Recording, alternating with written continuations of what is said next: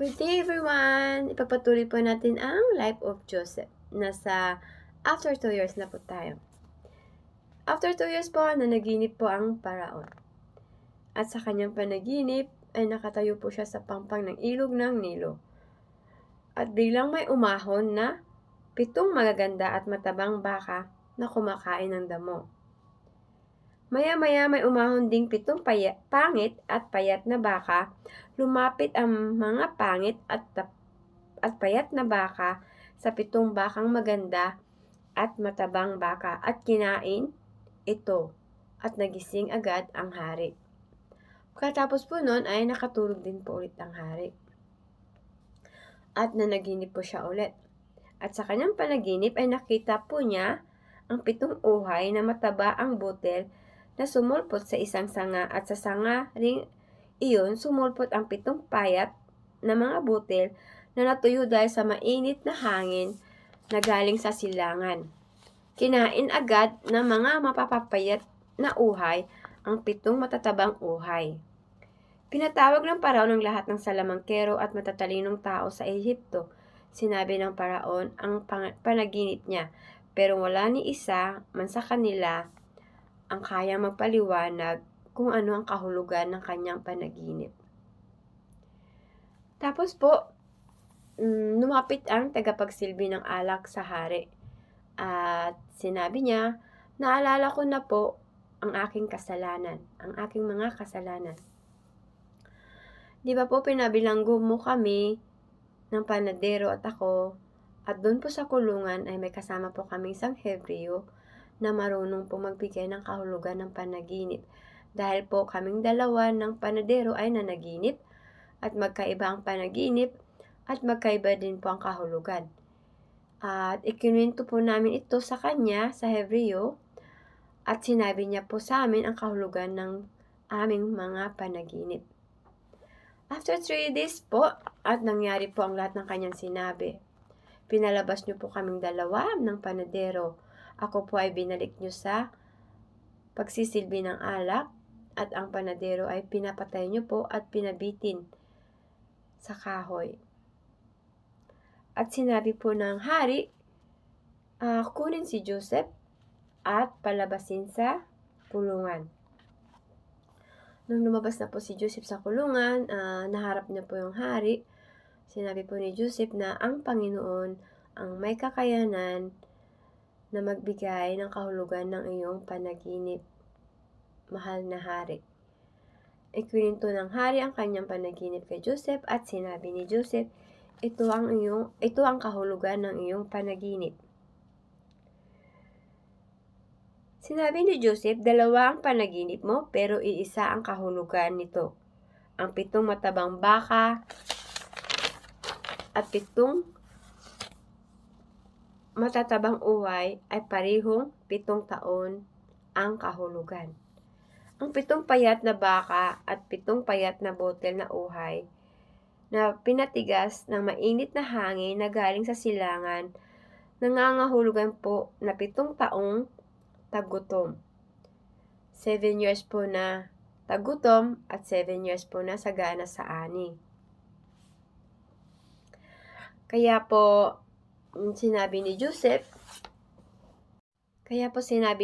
sa hari ay magtalaga po siya ng isang tao na kaya po mamahala ng buong Ehipto, mamahala po ng mga aanihin, yung matalinong tao na kayang pamahalaan ang buong Ehipto na pagdating ng 7 years ay hindi po sila magugutom. Then, sinabi ng hari, wala na akong ibang mahanap dito na tao na kasing talino mo. Ikaw ang aking gagawing gobernador at mamahala sa buong Ehipto. Kaya po yun po yung naging dahilan kung bakit naging gobernador si Joseph sa Ehipto. Siya po pinagkatiwalaan ng hari sa lahat ng ani po, yung 7 years na sagana sa ani, ay talaga pong maayos ang pamamahala ni Joseph, no? naging patas po siya sa lahat ng tao sa Ehipto po. Naging mabuti po siyang tularan na naging isang leader, 'no. Napakabait po niya. Tapos po, kumalat po dumating po yung 7 years na tagutom. Dumating po yung 7 years na tagutom at inutusan po ni Jacob na pumunta ang mga anak niya sa Ehipto para po bumili ng pagkain. At nung nakarating na po yung mga kapatid niya sa Ehipto ay nakilala po ni Joseph ang kanyang mga kapatid. Pero yung kapatid niya ay hindi po siya nakilala, no? Then, napagsalitaan po ni Joseph ng masasakit po na salita. Tapos, pinabilanggo po ni Joseph ng 3 days yung mga kapatid niya. Tapos, after 3 days, sabi niya, sige, pwede na kayong umuwi, pero maiwan yung isa dito. Pero kailangan, pag bumalik kayo dito sa akin, ay dalhin nyo ang iyong bunsong kapatid. Tapos, yun po, umuwi po yung mga kapatid niya na iba, nagdala po ng pagkain at yung perang pambayad sa pagkain na pagbili ay binalik po ni Joseph sa kanilang mga sako po. Tapos yung hindi pa po sila nakalayo na masyado ay na-realize po ng mga kapatid nila yung ginawa nila kay Joseph. Sabi nila na sinisingil na tayo sa ating ginawa kay Joseph. Nung nagmamakaawa siya sa atin, hindi natin siya pinakinggan. Nung nakiusap siya sa atin, hindi natin siya pinakinggan. Kaya ito na, magbabayad na tayo sa ating nagawang pagkakamali.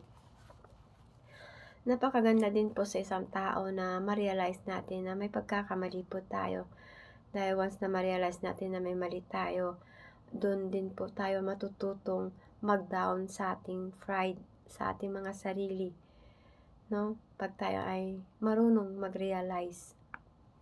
Tapos po nakauwi na po yung magkapatid nila, dumating na po doon kay Jacob, ay ikinuwento po nila ang lahat ng nangyari sa Ehipto po. Nagalit po si Jacob kasi po bakit po nila kinuwento lahat ng kanila tungkol sa kanilang family. Ang sabi nila, nagtanong ang gobernador about sa ating family, kaya nasabi namin ang lahat tungkol sa atin. Tapos, alam nyo naman na nawala na yung anak kong isa, tapos gusto nyo pang si Benjamin, no? Yung bunso, mawala sa akin. Sabing ganun. Nagwo-worry si Jacob. Tapos, yun po ang sabi ng gobernador, kapag hindi po namin madala yung kapatid namin na bunso, ay hindi po kami makakabalik sa Egypto. Dumating po yung sobrang tagutom. No choice na po si Jacob, kaya po pinasama niya si Benjamin sa mga anak niya para bumili ulit ng pagkain sa Ehipto. Nang dumating na po sila doon sa Ehipto, dala po nila si Benjamin. Alam niyo po ba kung bakit ganun na lang nagtanong si Joseph tungkol sa kanyang bunso? Kasi po si Benjamin at saka si Joseph ang tunay na magkapatid sa ina at ama. Tapos yung 10 na kapatid niya po ay kapatid lang po nila sa ama. Iba po ang nanay nun. Kaya po ganun na lang po ka-concern si Joseph kay Benjamin. Ipapatuloy po natin sa next video ang karugtong po. Thank you!